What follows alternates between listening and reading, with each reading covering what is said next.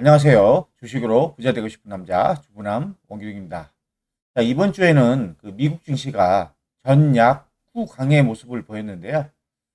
나스닥 일봉의 모습을 보시면 나스닥이 이번 주 화요일 날 1.4% 급락을 했고, 그 다음에 수요일 날 또 1.9% 급락을 하다가 0.6% 하락으로 마감했고, 이때 이제 21선 이등평균선으로 내려왔죠. 그리고 목요일 날 또 소폭 0.34% 하락을 합니다. 그리고 나서 어제 1.8%가 급등을 하면서 다시 또 21선 이평선 위로 올라왔습니다. 자, 어제 이렇게 나스닥 지수가 급등한 이유는 바로 파월 의장이 이 금리 인하를 시작했습니다. 언제? 9월달 FOMC 회의 때. 왜? 노동시장이 지금 안 좋고, 그 다음에 이런 공급 같은 것들이 이제 눈에 띄게 지금 둔화가 발생을 하고 있다. 경기가, 경기가 조금가 둔화되는 움직임이 나오고 있다. 이거를 회복을 하기 위해서는 금리 인하 필요성이 있다라고 해서 이제 정책 기조를 변경을 고려하면서 지금 미국의 증시가 지금 급등을 한 겁니다.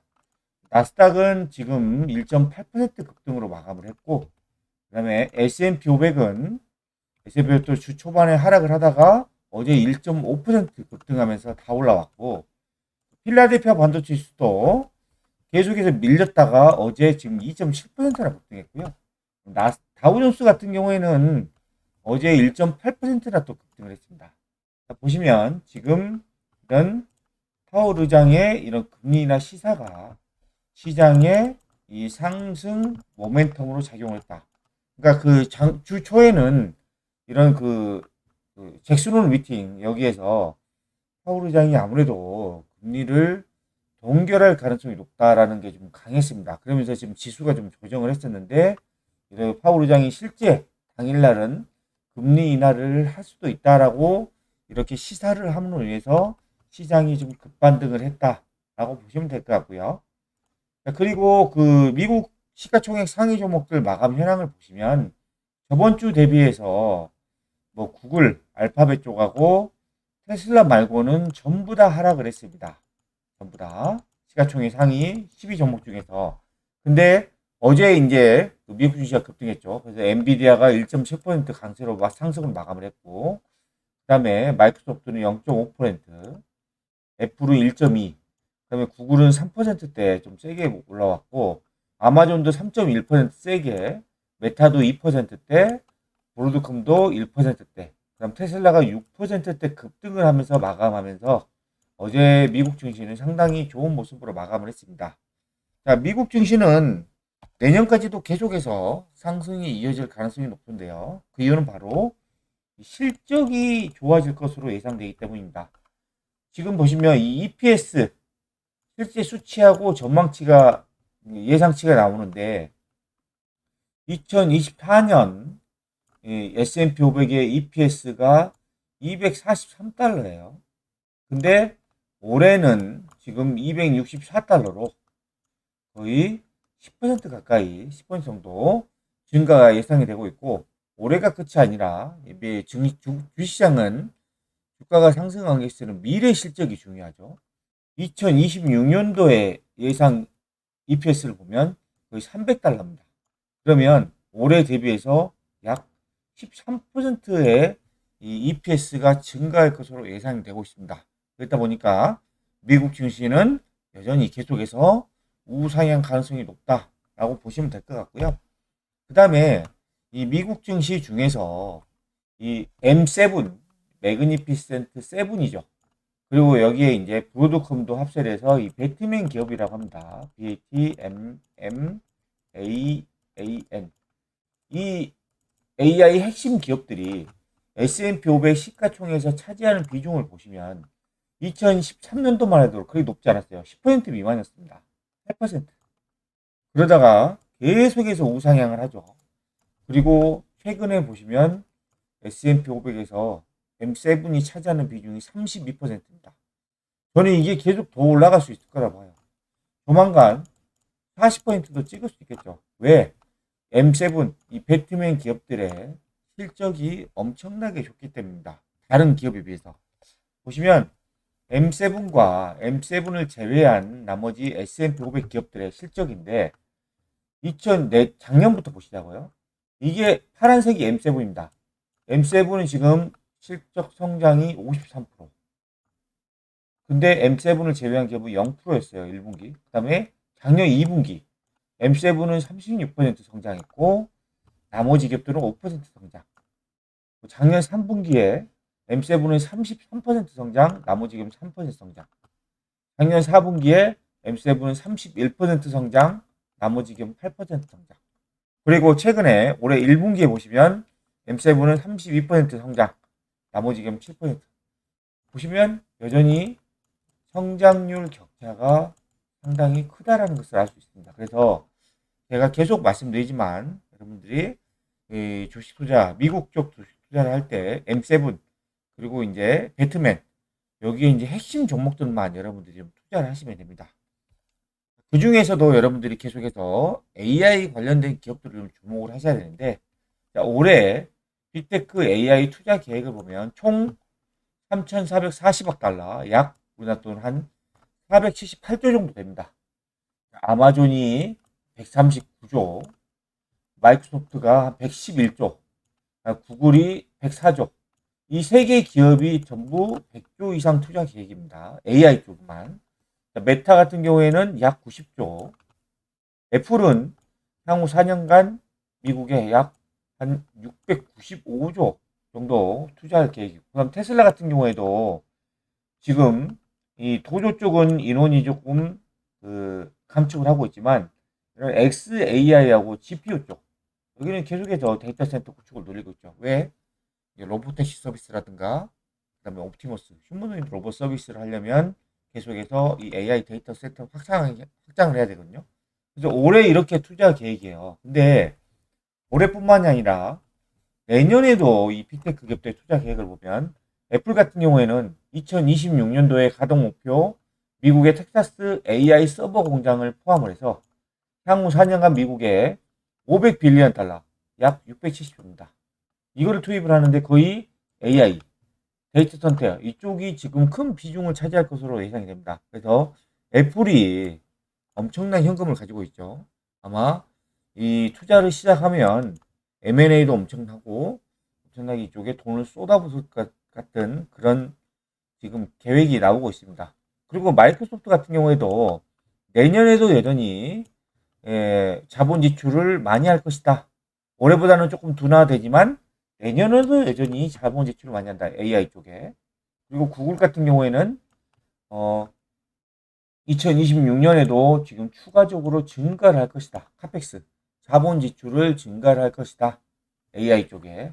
그 다음에 아마존 같은 경우에도 올해부터 내년까지 1,000억 달러, 약 130조가 넘게 투자한다 그랬죠. 메타 같은 경우에도 2026년도에는 자, 유사한 규모, 올해하고 유사한 규모의 AI 투자를 할 것이다. 보면 여전히 내년에도 엄청난 투자가 예상이 되고 있죠. 그래서 지금 현재 주초에 이런 AI 핵심 주도주들이 조금 조정을 하고 어제 좀 반등을 했는데 이 종목들을 가지고 있지 않은 분들은 지금이 저는 매수 기회다. 신규 매수도 좋고 그 다음에 총알이 있으신 분들은 추가 매수의 기회다라고 보고 있습니다. 종목별 흐름을 보시면요. 먼저 엔비디아입니다. 엔비디아의 일봉을 보시면 자, 최근의 고점 대비해서 3.5% 정도 빠졌어요. 그동안은 이 20일 이동 평균선을 깨지를 않았는데 이번에 좀 내려오면서 좀 깨고 내려왔죠.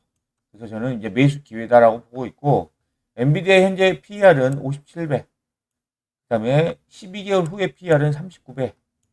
높은 수준이 아닙니다. 제가 볼 때는 다음 주엔가 엔비디아의 실적 발표 2분기 실적 발표가 8월 27일 날 예상이 되어 있습니다. 아무래도 제가 여기에서도 어닝 서프라이즈가 예상이 되고 있고 지금 엔비디아로 인해서 AI 기업들이 또 다음 주에 좀 좋은 흐름이 나오지 않을까 예상을 하고 있습니다. 그리고 다음은 메타의 일봉입니다. 메타는 고점 대비 약 5.2% 정도 하락을 했는데 메타의 현재 PER은 27배, 12개월 후의 PER은 28배. 근데 메타의 실적, 메타가 지금 이 AI 인력에 투자하는 게 엄청 적극적이죠. 저는 이 메타의 실적이 내년에 예상 매출 성장률이 10% 이상인데 이것보다도 훨씬 더 높게 나올 수도 있겠다라고 생각이 듭니다. 엔비디아는 왜 좋냐? 50% 이상. 내년까지도. 그래서 이런 기업들이 지금 조정을 하고 있을 때 저는 신규 또는 추가의 매수 기회다라고 보고 있고, 그다음에 이 브로드컴입니다. 브로드컴도 잘 나갔죠. 브로드컴도 보시면 이 20일 이동평균선을 깨지를 않고 지지를 하면서 올라가다가 이번에 내려왔어요. 이번에 고점 대비해서 한 7% 정도 하락을 했는데, 브로드컴의 현재 밸류에이션은 현재 PER은 107배, 12개월 후는 35배. 실적이 고성장하다 보니까 PER이 뚝 떨어지죠. 그리고 내년까지도 예상 매출 성장률이 20% 이상입니다. 엔비디아가 범용 AI 반도체라고 하면 브로드컴면은 뭐예요? 그 자체 GPU라고 보면 돼요. 그래서 이것도 시장이 엄청나게 커지고 있다라고 보시면 될 것 같고, 그 다음에 이제 테슬라 일봉입니다. 테슬라 같은 경우에는 올해 6월 달에, 5월 달에 고점을 찍었어요. 그리고 지금 계속해서 이 고점을 못 넘어가고 있는데, 이 올해 5월 달 고점 대비해서 한 7% 정도 빠져 있습니다. 네. 밸류에이션은 현재 PER이 202배, 내년 PER이 181배인데, 저는 이 PER이 뚝 떨어질 수 있다고 봐요. 지금, 일론 머스크, 테슬라가 미국 전역에 지금 이 로보택시 서비스를 하기 위해서 계속해서 신청을 하고 있고, 그 다음에 저는 앞으로 내년에 본격적으로 사이버캡, 로보택시 전용 사이버캡이 출시를 하고, 그 다음에 이 차량 대수가 수십만 대 이상 늘어난다라고 하면 그때부터 본격적으로 실적이 좋아질 것이라고 보고 있습니다. 그래서 올해는 아무래도 이제 올해 9월 달에 전기차 세액공제가 끝나고, 그 다음에 로보택시의 실적이 어느 정도 안정도로 올라오려면 시간이 좀 필요한데, 아마 내년에가 이제 본격적으로 성장하는 시점이 오지 않을까. 그래서 여러분들이 테슬라 같은 경우에는 거의 이 대체 기업들이 없습니다. 로보택시는 압도적이죠. 그다음에 휴머노이드 로봇도 압도적입니다. 이쪽에. 그래서 지금 이렇게 조정을 할 때가 테슬라는 좀 중장기로 보유하면은 아주 좋은 수익이 나올 수 있지 않을까 예상을 하고 있고요. 그다음에 2026년까지도 테슬라도 약 매출 성장률이 30% 이상을 예상을 하고 있습니다. 그리고 오라클입니다. 오라클 같은 경우에는 그 최근에 AI에 특화된 데이터 센터를 구축하면서 조금 많이 수혜를 받고 있고, 오라클도 지금 이번 조정으로 고점 대비해서 약 9% 정도 하락을 했습니다. 오라클은 현재 PER이 54배, 12개월 후가 35배. 네, 높지 않습니다. 오라클도 올해 내년까지 예상 매출 성장률이 15% 이상. 이런 기업들이 좋죠. 그 다음에 마지막으로 팔란티어입니다. 팔란티어 지금 아마 미국에서 가장 높은 성장률을 기록하는 그런 종목 중에 하나다라고 보시면 될 것 같고, 주가 또한 가장 잘 올라가는 종목이다라고 보시면 될 것 같은데, 이번에 좀 조정을 세게 맞았습니다. 고점 대비해서 16% 빠졌어요. 아무래도 다른 기업들에 비해서 많이 상승을 했기 때문에 4월달 대비해서 거의 140% 상승했거든요. 그러다 보니까 아무래도 이번에 조정이 좀 세게 맞았는데, 이번이 엄청나게 기회다라고 보고 있습니다. 밸류에이션은 현재 높아요. 현재 PER은 529배, 12개월 후에 PER은 250배. 여전히 높습니다. 근데 팔란티어를 뭘 보셔야 돼요? 팔란티어는 대체 가능한 회사가 없습니다. 팔란티어의 독보적인 이 기술, 이 빅데이터를 가지고 통합하고 분석하고 솔루션을 제공하는 이 기술은 전 세계에서 압도적입니다. 압도적. 대체가 없어요. 그리고 그러다 보니까 2026년도까지 예상 매출 성장률이 40%이다. 40%. 그래서 단순히 이렇게 PER만 놓고 보시면 안 될 것 같고, 팔란티의 성장률이 꺾인다면 당연히 매도를 해야 되겠죠. 그 전까지는 저는 미국 증시가 살아있고 팔란티어의 성장이 꺾이기 전까지는 저는 팔란티어는 계속해서 우상향 가능성이 높다라고 보고 있습니다. 그리고 이런 종목들이 어렵다라고 하시는 분이 계실 텐데요. 그럴 때는 ETF를 사시면 됩니다. 자, 국내에 상장된 코덱스 미국 나스닥 100 ETF를 보시면 4월달 저점 대비해서 33% 올랐어요. 그러니까 이게 뭐냐면 미국의 나스닥 지수 있잖아요. 나스닥 100이라는 거는 나스닥 중에서도 핵심 이 100개 종목을 가지고 지수를 만들어 놓은 거예요. 요게 지금 4월 저점 대비해서 33%가 상승했고, 미국에 상장된 ETF, 이 QQQ라고 합니다. 티커. 요거는 4월 달 저점 대비해서 42% 상승했어요. 아마 지금 미국의 ETF는 어제까지 상승으로 이제 적용이 됐고, 우리나라는 아마 다음 주 월요일 날 좀 뭔가 상승으로 시작을 하겠죠. 그러면 아무래도 상승률이 좀 더 높아질 수 있겠죠. 그래서 지금 국내 나스닥 ETF, 미국 나스닥 ETF, 물론 ETF 종류가 되게 많은데 제가 국내 하나, 미국 하나 이렇게 선택을 해봤는데요. 지금 미국 같은 경우에는 아무래도 국내 이런 ETF 상장보다 이 상승률이 좀 더 높을 수는 있습니다. 그래서 차이점을 말씀드리냐면 국내 나스닥 ETF는 편의성이 좋죠. 왜? 국내 HTS로 그냥 거래를 하면 돼요. 원화로 그냥 사면 돼요. 그리고 세제 혜택이 있습니다. 매매 차익이 비과세다라고 보고 있는데 아마 그 차익이 뭐 우리나라 이제 금융 그 소득세는 연간 2천만 원 이상이죠. 아마 그 정도 이상이 넘어가지 않으면 이 수익금에 대해서는 전액 비과세로 할 수가 있는데 미국에 상장된 나스닥 ETF는 이런 종류라든가 규모라든가 유동성이 압도적이죠. 여기에 들어가 있는 이 자본들이 어마어마하죠. 근데 미국은 양도소득세가 있습니다. 이 미국 양도소득세 아시겠죠? 국내에서 1년간 수익금 250만 원을 제외한 나머지가 수익이다. 250만 원 제외한 나머지가 1000만 원이 수익이다. 그러면 22% 세금을 내야 돼요. 양도세. 220만 원. 예, 그런 게 좀 있고 환전에 대한 부담은 있습니다. 왜냐하면 우리나라 그 원화가 약세가 된다라고 하면 그 환차익이 발생할 수 있는데 원화가 강세가 된다라고 하면은 환 손실이 날 수가 있습니다. 근데 제가 봤을 때는 앞으로는 이제 원화가 강세보다는 약세에 될 가능성이 높기 때문에 환전에 대한 리스크는 크게 없는데 이 양도소득세 이게 싫다. 세금 내는 게 싫다라고 하면은 그리고 이제 편의성이 나는 그냥 국내 ETF 그 ETF로 그냥 원화로 편하게 사겠다 하면은 국내에 상장된 나스닥 ETF를 사면 되고 아니다. 나는 이런 상승률을 더 수익을 내고 싶고 그다음에 환전 그 원화 약세에 대한 환차익 수익도 내고 싶다.